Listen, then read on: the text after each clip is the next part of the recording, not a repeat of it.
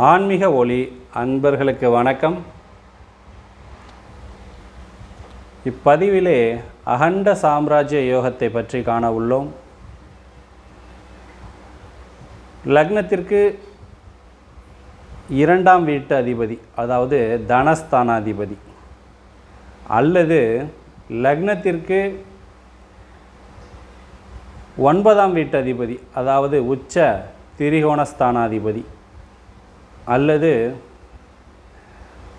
லக்னத்திலிருந்து 11ஆம் வீட்டு அதிபதி, லாபஸ்தானாதிபதி, இந்த 3 கிரகங்களில் யாராவது ஒரு கிரகம் ஆட்சியோ உச்சமோ பெற்று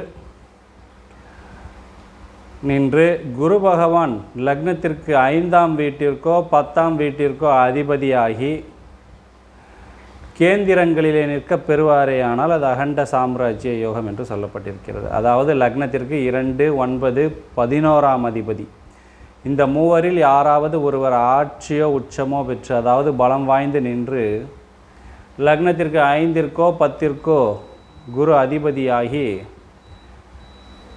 குரு கேந்திரங்களிலே அமைய பெற்றால் இந்த அகண்ட சாம்ராஜ்ய யோகம் ஏற்படும் என்று ஜோதிட நூல்களிலே சொல்லப்பட்டிருக்கிறது.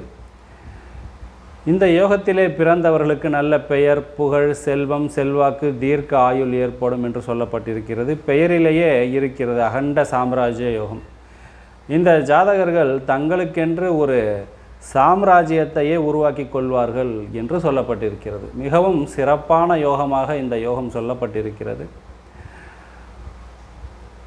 இதுபோல் மற்றொரு யோகத்தை பற்றி அடுத்த பதிவிலே காண்போம். அதுவரை உங்களிடமிருந்து விடைபெறுகிறேன். நன்றி, வணக்கம்.